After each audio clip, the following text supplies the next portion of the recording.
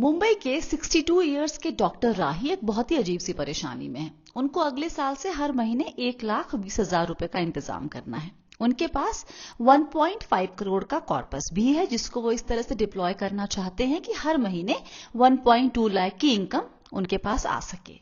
लेकिन परेशानी एक नहीं दो है। पहली, कि क्या इतना कॉर्पस काफी है 1.2 लाख की इनकम के लिए? और दूसरी परेशानी ये है कि इस कॉर्पस में से जो उनके पास है वो 1.5 करोड़ का कॉर्पस, उसमें से 80 लाख का निवेश प्रॉपर्टी में है। दिक्कत की बात यह है कि अगर कॉर्पस को बढ़ाने की भी नौबत आई तो भी उनके पास जो बाकी निवेश है वो भी प्रॉपर्टी में ही है। अब बी वेल्दी परिवार के सभी लोग जानते हैं कि प्रॉपर्टी में, रियल एस्टेट में निवेश लिक्विड नहीं होता। तो डॉक्टर राही को क्या करना चाहिए, कैसे जनरेट करेंगे वो हर महीने 1.2 लाख की इनकम? आइए जानते हैं। Hi Pratibha. Hello, how are you? बहुत बढ़िया। सवाल लेते हैं हमारे। ये सवाल भेजा है डॉक्टर राही ने, मुंबई में रहते हैं। उम्र है इनकी 62 ईयर्स। अब ये अभी तुरंत रिटायर हुए हैं। इनका जो मंथली एक्सपेंस है वो है 1,20,000 का। इनके पास जो कॉर्पस है वो है 70 लाख का। और पैसिव इनकम अब ये चाहते हैं। इनके जो 70 लाख है वो कुछ फंड्स में है। Quantum ethical fund, UTI large cap, taurus ethical fund, Tata ethical fund, Kotak gold fund, Nippon India silver ETF FOF, Tata India pharma and health care और डीएसपी हेल्थ केयर फंड, और साथ में डीएसपी फ्लेक्सी कैप भी। इनके पास दो real estate property है। एक जो है वो पुणे में है, उसकी वैल्यू अभी करीबी 80 लाख के आसपास है। एक मुंबई में दुकान है जहां से 80,000 का हर महीने रेंटल इनकम आ रहा है। तो बेसिकली इनकी जो रिक्वायरमेंट ये है कि खर्चा हर महीने का 2 लाख चाहिए इनको, 2 लाख, उसमें से 80,000 आ रहा है रेंट से।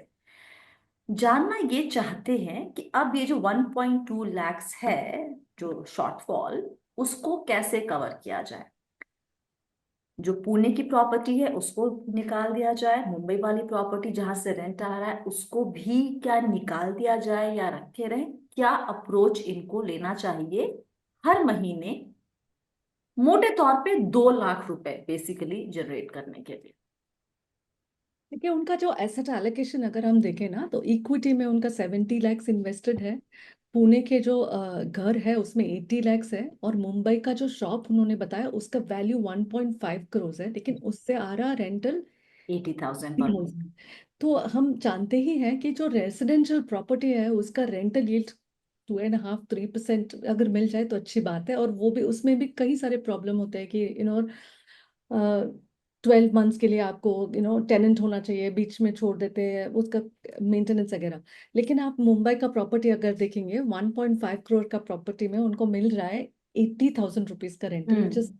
क्लियरली 6.4% का hmm. Return, which is only rental yield 6.4%। इसके अलावा विथ रियल एस्टेट अगर नॉर्मली हम पकड़ लेते 4-5% से ग्रो हो रहा है, नॉट वेरी अग्रेसिव, 5% से भी ग्रो हो रहा है, तो you are getting double digit returns. Hmm. इन्होंने एक और चीज भी बताया कि वो I think sharia compliant investments में करना चाहते हैं। उनका जो एक रेंटल यील्ड वाला प्रॉपर्टी जो है वो कंप्लायंट भी हो जाता है, डबल डिजिट रिटर्न्स भी दे रहा है। तो इसलिए हमारा ये मानना है कि जो कमर्शियल प्रॉपर्टी है उसको रिटेन कर ले। और बिकॉज आपको 1.2 चाहिए, तो दूसरा और पूना जो रियल एस्टेट होता है उसको तो बिट्स एंड पीसेस में तो नहीं आप बेच सकते, आपको पैसा हम्म। निकालना है।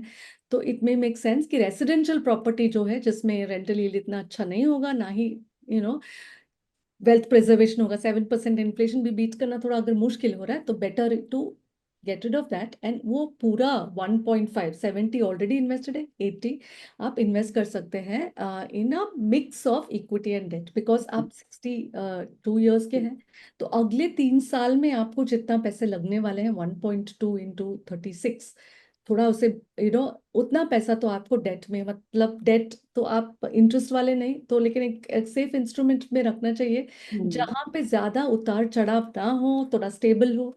और जो आप 65 से 68 है उसको थोड़ा हाइब्रिड फंड्स में रखना चाहिए। जब आप 80 लैक्स हाथ में आएगा तो ये दोनों डेफिनेटली करना है। और जो 1.2 निकाल रहे हैं वो सेफ वाले एसेट से निकालेंगे, और स्टेबल वाले एसेट्स बाद के लिए रखेंगे, और बाकी इक्विटी में डालेंगे।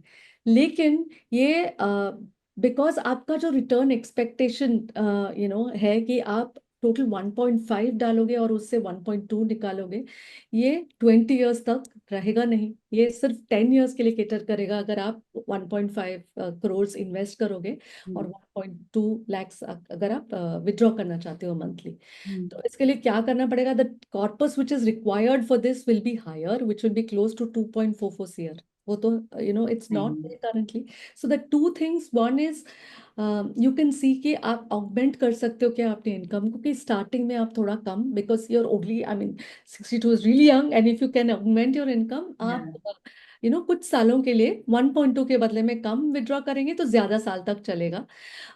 या फिर आप ये सोच सकते हो कि सपोर्ट सिस्टम क्या है आपका in order to hmm reduce it. तो कितना तक विड्रॉ करेंगे तो ये पैसा आपको 20 इयर्स तक रह जाएगा, ये भी कैलकुलेट करना जरूरी है। तो हम्म अगर आपका 80,000 का रेंट आ रहा है और हर साल वो इन्फ्लेट तो होगा ही, मतलब 5% तो बढ़ा के देंगे रेंटल, और हर साल अगर आप 75,000 का निकालेंगे इंस्टेड ऑफ 1.2 लैक्स, तो ये 20 इयर्स तक चल जाएगा। If that doesn't work, then you have to look at, how can I postpone this withdrawal? Why are we saying this? Because आज 1.2 है तो हमेशा 1.2 नहीं रहेगा ना, because it will be inflated every year. Hmm Every year 7% inflation की वजह से वो थोड़ा थोड़ा करके बढ़ते जाता है। इसलिए जितना लेट आप निकाल सकोगे तो उतना बेहतर होगा आपके लिए। डेफिनेटली एक थंब रूल रखना चाहिए, अराउंड 6% आप निकालोगे पैसा तो आपका चल जाएगा। लेकिन अगर आप 9% निकालने की सोच रहे हो और वॉलेटिलिटी भी रहेगा तो थोड़ा मुश्किल है। और अभी के हालात में खासकर बड़ी फास्ट पेस पे चीजें बदल रही हैं। लैंडस्केप जो है इन्वेस्टिंग का भी, जियो पॉलिटिकल सिचुएशन का हमें नहीं पता है। एक्चुअली हम कहते हैं 10 साल 15 साल का नजरिया लेके चलो, जो चलना चाहिए, जो फेयर पॉइंट है। लेकिन किस तरीके से एसेट क्लास इवॉल्व होंगे नेक्स्ट 5 6 इयर्स में, वो हमें बड़ी क्लोज वॉच पे रखना पड़ेगा। अभी हम ये कह रहे हैं कि अभी आप ऐसे करें ऐसे करें ऐसे करें, लेकिन जो हमें लगता है कि लॉन्ग टर्म के लिए ठीक होगा, लेकिन हर 3 साल पर एक बार उसको रिव्यू करना, स्पेशली अगर आप रिटायर हो चुके हैं, तो बहुत जरूरी होगा आपके लिए। अच्छा, इन्होंने एक इंटरेस्टिंग बात ये भी कही थी कि मुझे कुछ छोड़ वोड़ के नहीं जाना किसी के लिए। वेरी गुड पॉइंट एक्चुअली, तो क्योंकि वो जो दुकान जो है, जो रेंटल इन जहां से आ रहा है, तो अगर उससे रेंटल यील्ड आएगी और बाद में जब भी इनका बुलावा आएगा, तो वो तो रह जाएगा यहाँ पर दुकान।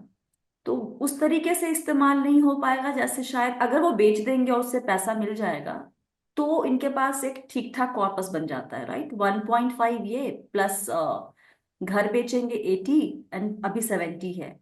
तो अगर वो पूरा कॉर्पस इनके पास आ जाए, 2 पॉइंट समथिंग का आ जाएगा, तो इनके लिए उससे पैसे 2 लैक्स निकालने से काम चलेगा क्या? Absolutely it's a very good point. अगर वो दुकान, डेफिनेटली उन्होंने क्लियरली बताया कि मुझे कुछ छोड़ के नहीं जाना है, 2 + 1.5 इज 3.5। और हम्म हमने जैसे बताया ये जो आपका कॉर्पस निकालना है, बट ये कॉर्पस हमने 1.2 के लिए कैलकुलेट किया था। या तो तो एक और चीज आपका जो है, आपको एथिकली करना है, ये सब शरिया कंप्लायंट रखना हम्म है। ये भी हो सकता है कि आप 5 8 10 साल के लिए वो शॉप को ऐसे रखें और एट अ लेटर स्टेज उसको सेल पॉइंट करके उससे, बिकॉज वो उसका वैल्यू भी थोड़ा कम हो जाएगा, बिकॉज न्यूअर शॉप्स होंगे वट। तो उस टाइम पे आप उसको भी लिक्विडेट कर सकते हैं, क्योंकि आपका मकसद ये नहीं है कि आप शॉप किसी और को मतलब एस्टेट में देके छोड़ के जाए किसी के करें। लिए। तो आप ये तो, it's a very good idea कि आप अपने डिपेंडेंस पे डिपेंड नहीं होना चाहते हो financially. That hmm itself is a very big gift I guess. So चलिए, तो डॉक्टर राही जी, हमें उम्मीद है कि आपको आपके सवाल का जवाब मिल गया होगा। कुछ डाउट हो तो प्लीज वापस से लिखें, हम उसे एक बार फिर से एड्रेस करने की कोशिश करेंगे। थैंक यू प्रतिभा, सवाल के जवाब देने के लिए। और फिलहाल के लिए इतना ही इस वीडियो में। आपके सवाल है, उलझन है, फीडबैक है, कमेंट है, तारीफ है, तो व्हाट्सएप कीजिए, या फिर कमेंट कीजिए, या फिर ईमेल कीजिए। डिटेल्स आपकी स्क्रीन पर। याद रखिए, आप हैं मेरे यानी स्वाति के साथ, और हम सब हैं बहुत ही सावधानी और समझदारी के साथ अमीर बनने के सफर पर। वक्त देने के लिए शुक्रिया। Stay blessed, healthy and be wealthy.